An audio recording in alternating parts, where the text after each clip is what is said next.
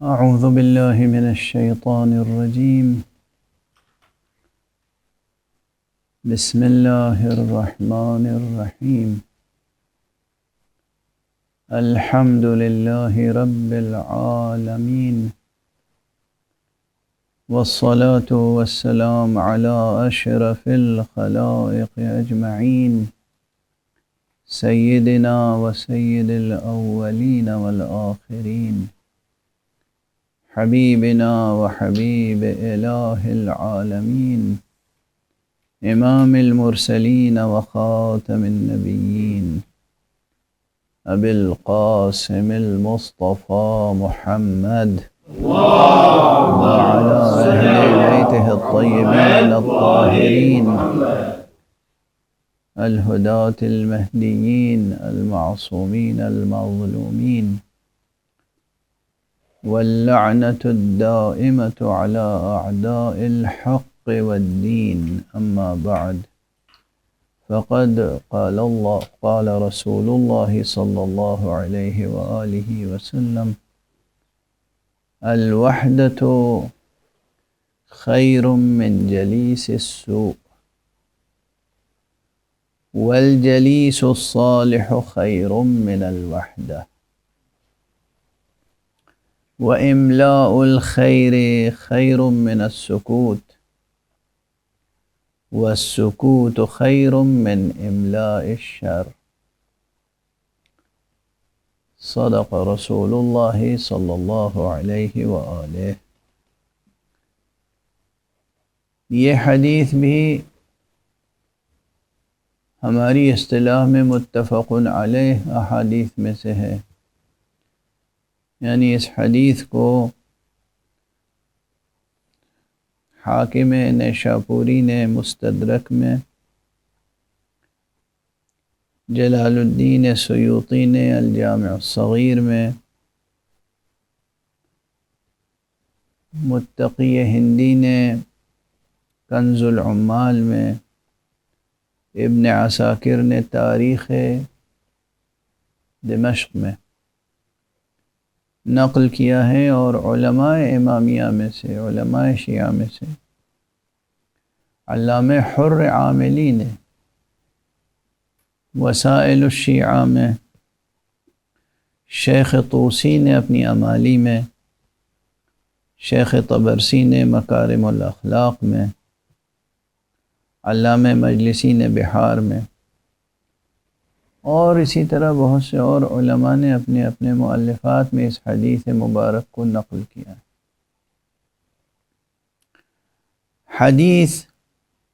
حدیث رسول ہے.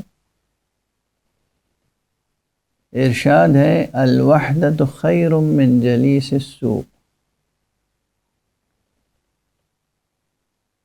برے ہم نشیں، خراب ہم نشیں سے بہتر ہے تنہائی. انسان تنہا رہے، یہ اس سے بہتر ہے کہ اس کے ساتھ کوئی برا آدمی اس کا ساتھی ہو.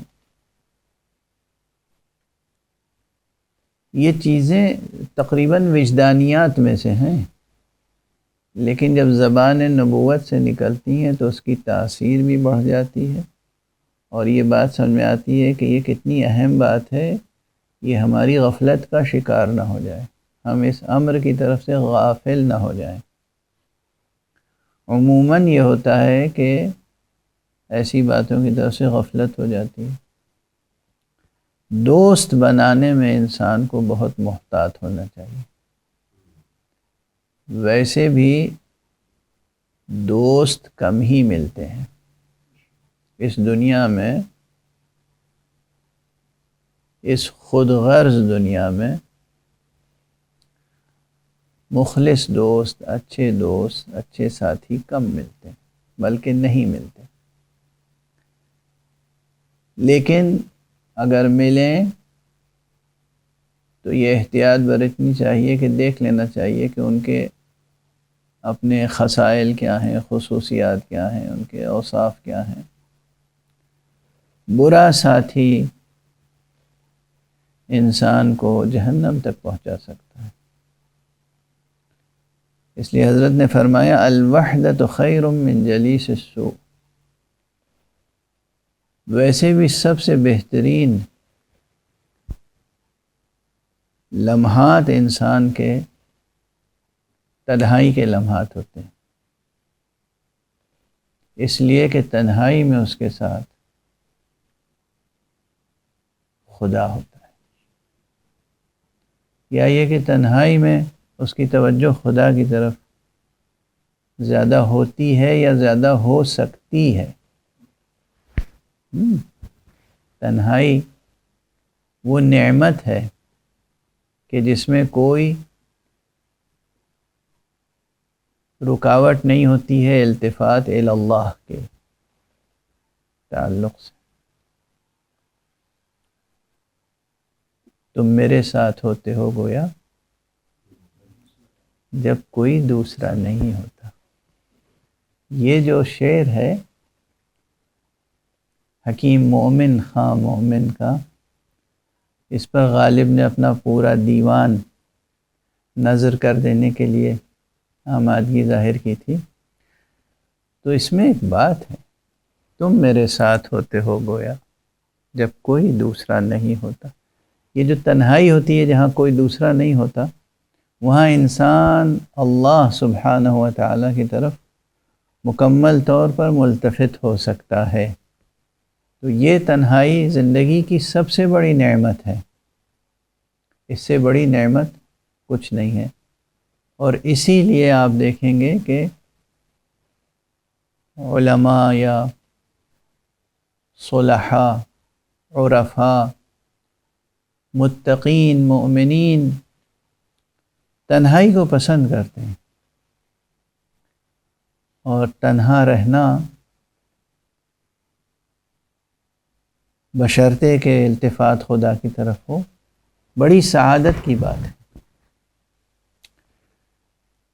بہرحال خدا سے بڑھ کر بہتر تو کوئی دوست مل ہی نہیں سکتا نا،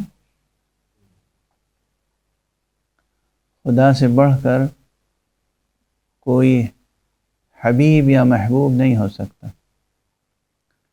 تو اس لیے بھی وحدت کی قدر کرنی چاہیے، تنہائی کی۔ الوحدۃ خیر من جلیس السوء۔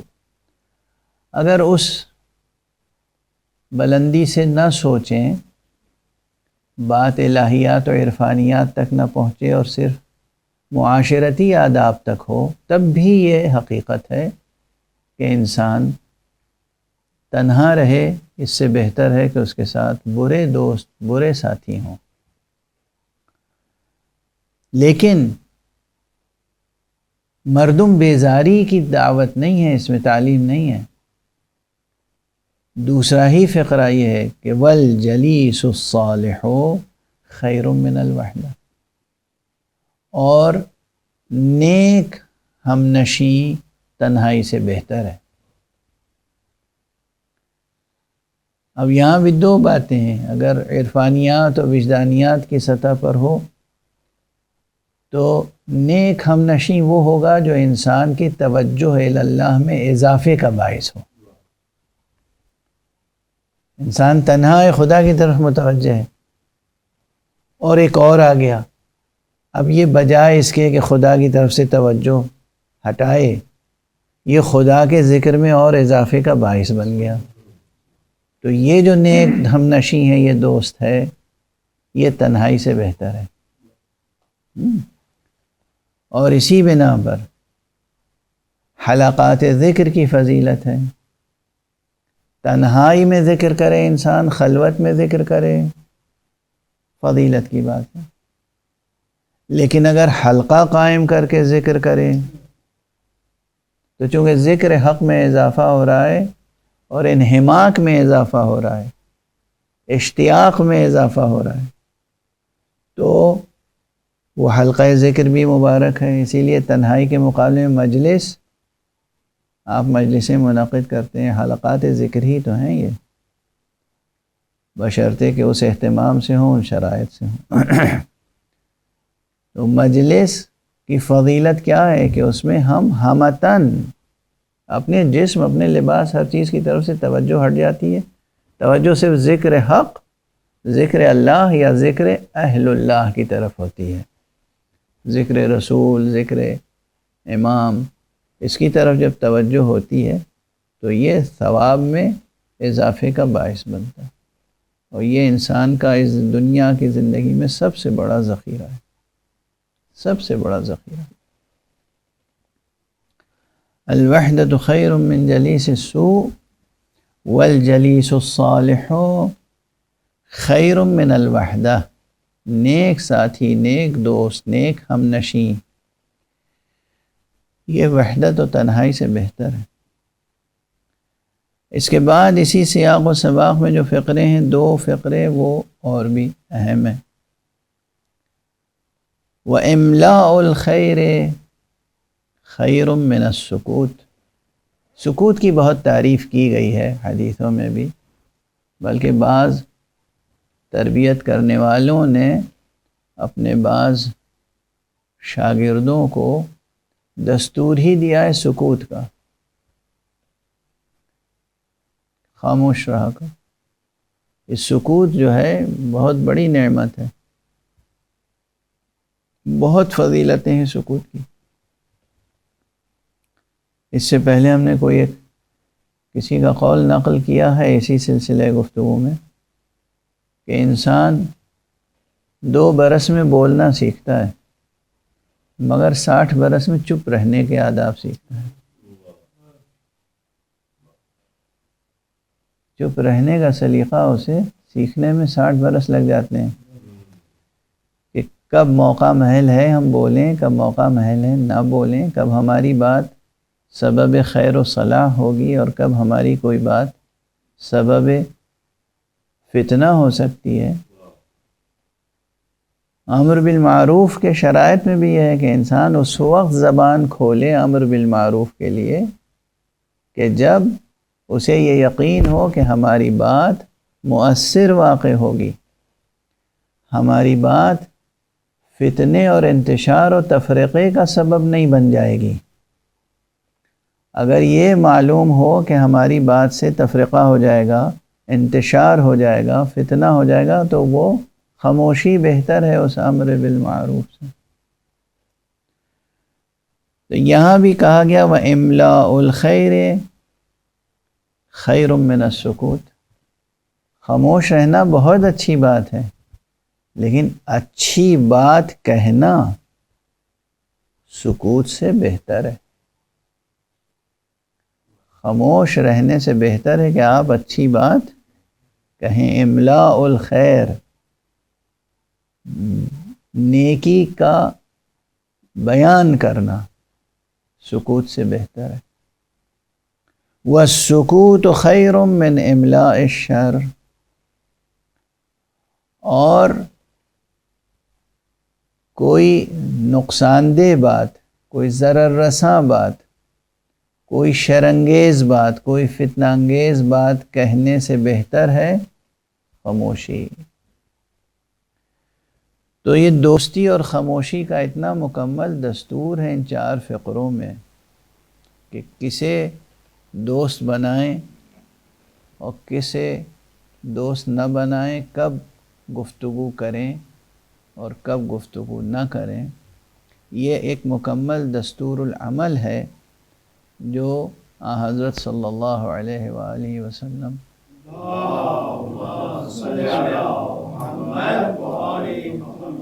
کہ جو معلم انسانیت اور مربی بشریت تھے.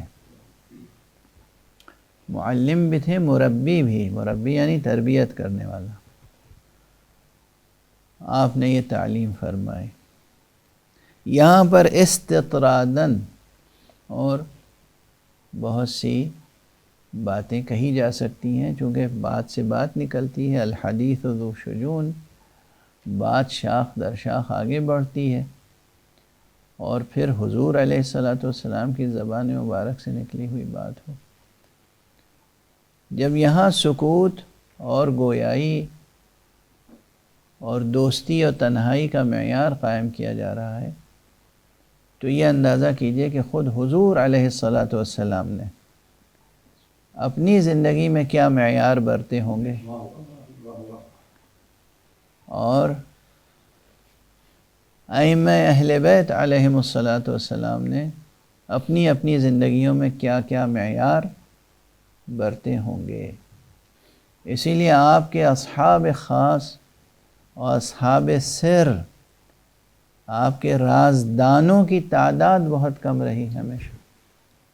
یوں آپ کو فہرست ہزاروں میں ملے گی، مگر خود حضور علیہ الصلاۃ والسلام نے اگر نجوا فرمایا، یعنی رازداری کی بات کی کسی سے، اور وہ بھی بحکم رب، تو وہ تمام ہزاروں یا لاکھوں کی فہرست میں ایک نام آتا ہے، امیر المومنین علی ابن ابی طالب علیہ السلام.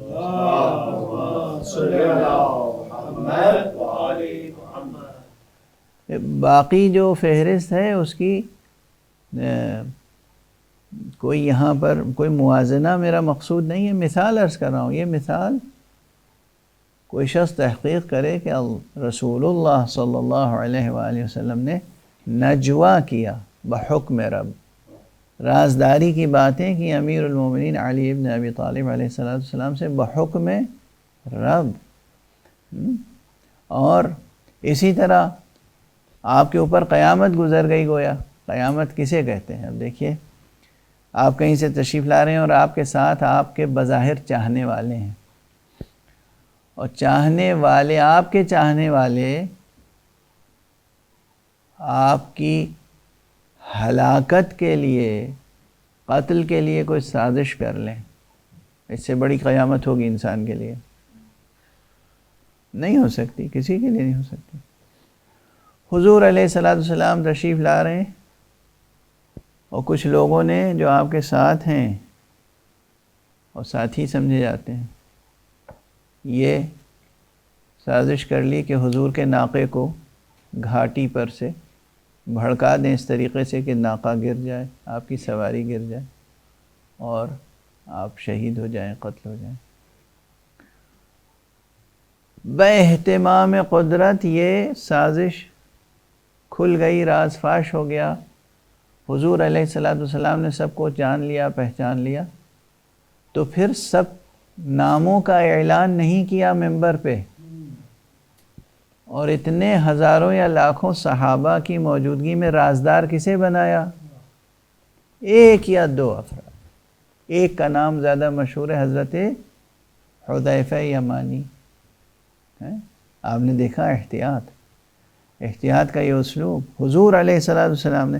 ہمارے یہاں کوئی بات ہو جائے تو ہم 10 آدمیوں سے کہیں گے فلاں فلاں فلاں شریک تھے، فلاں فلاں فلاں شریک تھے، یہ ہوا ہمارے ساتھ، یہ ہوا فلاں. حضور علیہ الصلاۃ والسلام نے اتنے اصحاب کے درمیان ایک کس کو چنا؟ حضرت حذیفہ یمانی کو.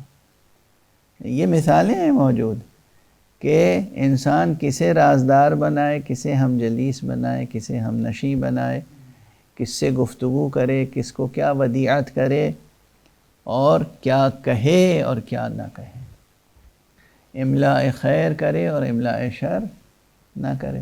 شر سے مراد ہمارے ذہنوں میں جو ایک شر کا مفہوم ہے وہ کچھ زیادہ ہی شر انگیز ہے. شر ہر نقصان دہ چیز کو بھی شر کہہ سکتے ہیں نا. تو کوئی چیز آپ کے لیے، ہمارے لیے نقصان دہ ہے، وہ شر ہے. نقصان دہ بات نہ کرنا، فائدہ مند بات کرنا، یہ ہمیں سکھایا گیا ہے. اور گھر ہو یا خاندان ہو یا معاشرہ ہو، بازار ہو یا ایوان سیاست، ہر جگہ کوشش یہ کرنی چاہیے کہ انسان وہ بات کہے جس میں اس کی اپنی اور تمام انسانوں کی بھلائی ہو. وہ بات ہرگز نہ کہے جس خود اس کے لیے یا انسانوں کے لیے نقصان دہ بات ہو. پروردگار ہمیں اور آپ کو سب کو توفیق کرامت فرمائے کہ ہم دوستوں کے انتخاب میں اور گفتگو کے معیار میں ہدایت نبوی کا ہر جگہ لحاظ رکھ سکیں، اور ایک ایسے لائق امتی بنیں کہ حضور علیہ الصلاۃ والسلام اور ان کے اہل بیت اطہار علیہم الصلاۃ والسلام سے ہونے والے ائمہ کرام، ائمہ معصومین علیہم الصلاۃ والسلام کی شفاعت کے مستحق بن سکیں. وآخر دعوانا ان الحمد للہ رب العالمین وصلی اللہ علی سیدنا و نبینا محمد و اہل بیتہ الطیبین الطاہرین.